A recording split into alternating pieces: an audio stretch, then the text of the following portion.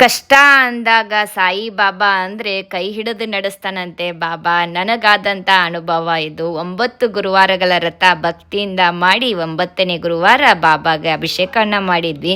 ಆಮೇಲೆ ಈ ರೀತಿ ಪೂಜಾ ಮಾಡಿ ನನಗಾದಂಥ ಪ್ರಸಾದವನ್ನು ಮಾಡಬೇಕು. ಹಾಲು ಸಕ್ಕರೆ ಕಡ್ಲಿ ಉಸಲಿ ಮಾಡಿದ್ದೆ. ಬಾಬಾನ ಪುಸ್ತಕ ವ್ರತ ಎಲ್ಲ ಕಥೆನ ಓದಬೇಕು. ಮತ್ತು 9 ಜನ ಹೆಣ್ಮಕ್ಳಿಗೆ ನಾವು ತಾಂಬೂಲವನ್ನು ಕೊಡಬೇಕು. ಫಸ್ಟಿಗೆ ನಮ್ಮ ಆರ್ಯ ಜೈ ಹನುಮಾನ್ ಸಾಂಗ್ ಹಾಡಿದ್ದಾನೆ.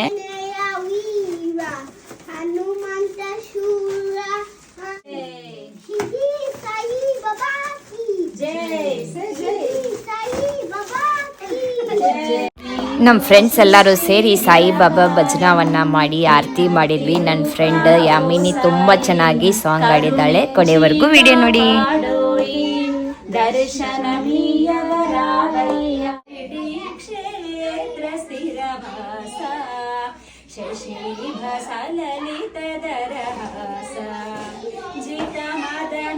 ಪ್ರೇಮಿಮಲ ಚರಣ ಸ್ಥಿತ ಪ್ರಜ್ಞಾ ಕರುಣಾಭರಣ ಸರ್ವಲೋಕ ವಂದಿತ ಚರಿತ ಸಾಯಿ ಬಾಬಾ ಶಿರಡಿ ಬಾಬಾ ಸಾಯಿ ಬಾಬಾ ಶಿರಡಿ ಬಾಬಾ ಸರ್ವಲೋಕ ವಂದಿತ ಚರಿತ ಸಚ್ಚಿದಾನಂದ ಸಂಭರಿತ ಶಿರಡಿ ಕ್ಷೇತ್ರ ಸ್ಥಿರವಾಸ ಶಶಿಭ ಸಲಲಿತ ದರಹಾಸ ಸಾಯಿ ಬಾಬಾ ಶಿರಡಿ ಬಾಬಾ ಸಾಯಿ ಬಾಬಾ ಶಿರಡಿ ಬಾಬಾ ಸದ್ಗುರು ಬಾಬಾ ಸಾಯಿ ಬಾಬಾ ಸದ್ಗುರು ಬಾಬಾ ಶಿರಡಿ ಬಾಬಾ ಜೈ ಜೈ ಬಾಬಾ ಸಾಯಿ ಬಾಬಾ ಜೈ ಜೈ ಬಾಬಾ ಶಿರಡಿ ಬಾಬಾ ಸಾಯಿ ಬಾಬಾ ಕಿ ಜೈ.